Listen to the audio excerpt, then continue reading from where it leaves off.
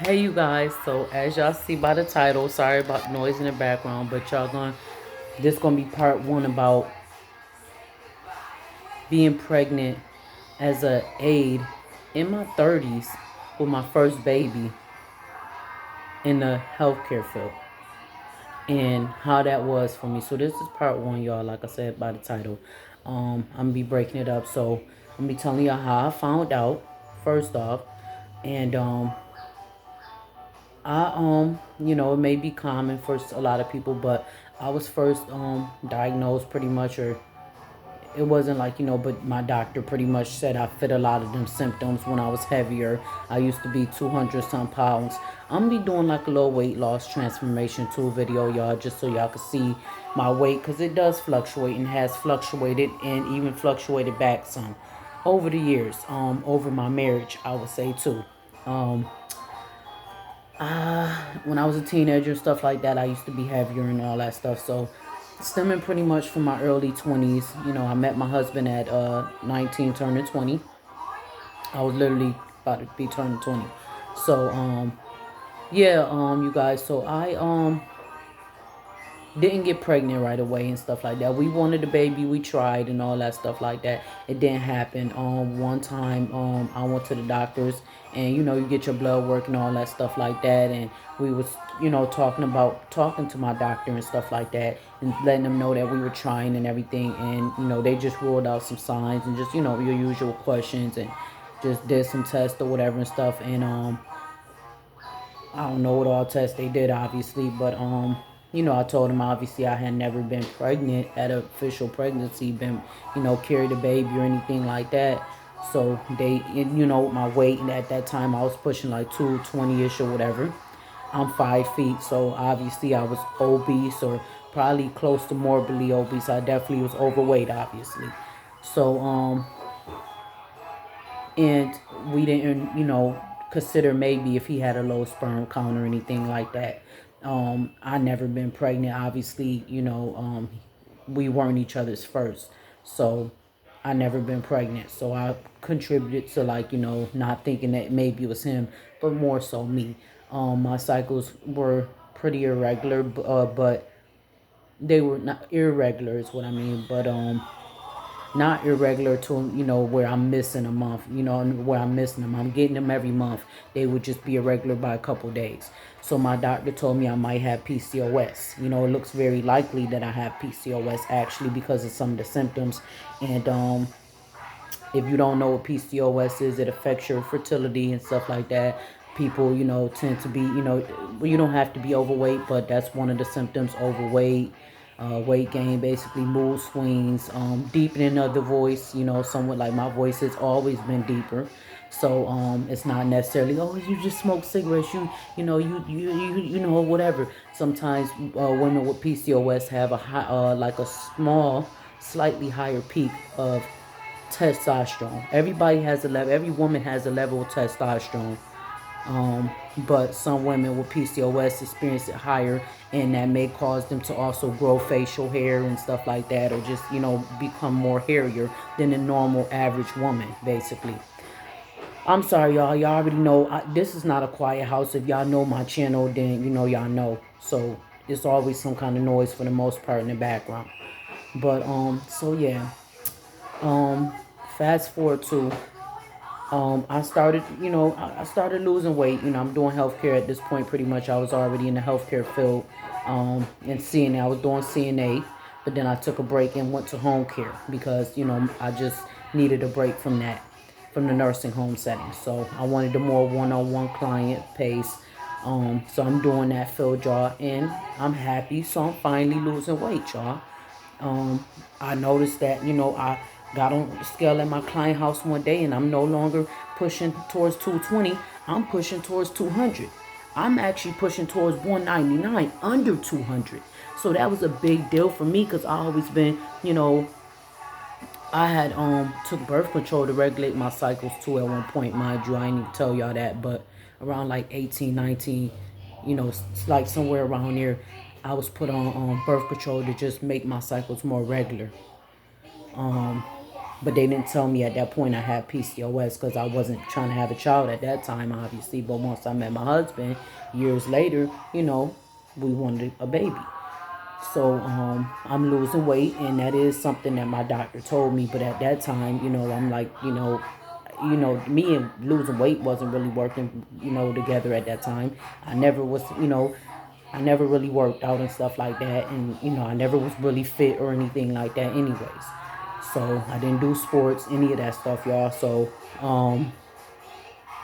at this point, yeah, like I said, so once I seen that 199, like a 200, 199, I'm motivated now. So now I started working out at night because I was doing overnight, overnight then too. Easy cases. So all I got to do is just stay up and watch my resident. Pretty much sleep. I know it sounds creepy, right? But I'm just making sure that they don't hurt themselves or making sure they take their medicine. And it's easy money. Eventually, I ended up going back to the nursing home setting, y'all, just because my car went down. So I couldn't travel like how I was able to travel with that car. So I had to go back to the nursing home because I had to get back on the bus for a second. Yeah, devastating. I know. Another story, though, y'all. So I just pretty much gradually, lost weight from then. 2 years later, I'm losing more weight. By 2 years after that, I'm about like 140, y'all. Like I just kept walking, kept, losing weight. We walking, we moving. Boom, here it is.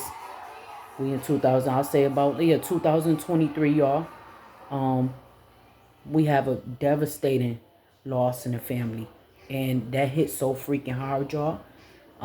It put me in such a depression mode. It really did. It was out of nowhere. We didn't see it coming. It really put a pause, a hold on a lot of the family members, and that really was a hard blow.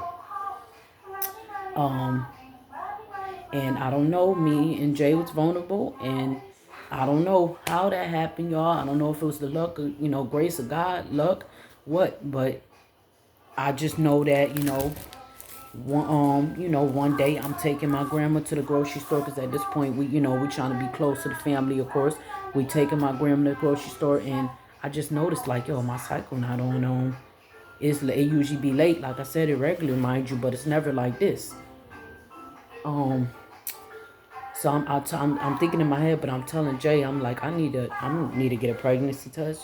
I didn't let my grandma know, but I'm like, I just don't feel right. Like, I don't feel nauseous. I don't feel nothing like that, but I feel off.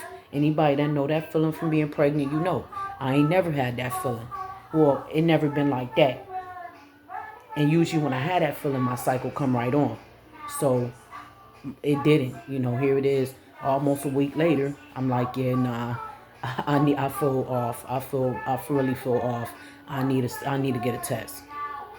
I might incorporate a picture of my test, y'all, just in case y'all wanted to see if it was positive or not. And then I'll show y'all my my sonogram. Obviously my daughter in the background, so obviously that's proof, y'all see the proof or whatever, obviously. But like I said, I'm gonna be breaking this video up anyways, y'all. So I get home. I didn't take that test. I don't know if I took it right away or if I took it the next day. Cause now I'm scared. Now I wanted a baby and everything, but with the grief and all that stuff going on, that was just too much for me. So I'm shook now. I'm shook. Yeah, I was in my 30s, but I used to be able to just not party, but like we was wild. We was, wild, y'all. We just was wild as in like we, wasn't doing, obviously, we living reckless basically, not as in, out in the streets and stuff, but, we smoking, we, me and Jay, we doing what we want because we ain't had no kids. So I'm just the auntie at this point. My brother had kids, his brother and sister had kids. We both the oldest on both our side. We never saw it coming. I take the pregnancy test, y'all. I take the first one. It immediately turned positive. I never had a positive pregnancy test before that, except for when I had COVID from my job around COVID time, because I was in the healthcare field. So And I didn't have no symptoms, which I might, but that's a whole nother story on how I had gotten COVID, if y'all wanted that. And how I got through in those symptoms. And I mean, I'm just walking around fine too. Like I'm walking, I'm exercising, I'm doing all that stuff. Walking across town like I'm walking miles. My blood pressure not up, I'm asymptomatic. I had my mask on and everything, y'all. I wasn't able to be at work because I tested positive. And like I said, but I've never, that was, and that was another, the only time I had that immediately, like it just immediately turned positive. I was shook. I was shocked. I was in disbelief a little bit because I never been pregnant. I ain't never seen a positive pregnancy test for me. So I called Jay immediately up the stairs to the bathroom like, Jay, you know, come here. He already knew, obviously, probably what I was going to say, but he just waiting for me to, he come up the stairs, he waiting for me to say it. And I show him the test. We both looking at each other like, yeah, wow. I mean, I believe you, obviously. But we both like, let's take the second one. So,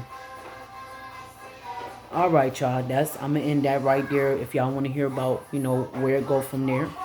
And that's part 1, so it don't be too long.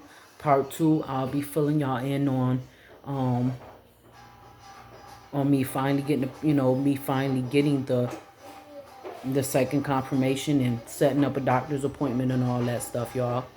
And how I went through and worked literally all the way up to the last 2 weeks of my pregnancy. I worked all the way up to 36 weeks because that's what I was allowed to. I was high risk too, mind y'all, because I already suffer from high blood pressure.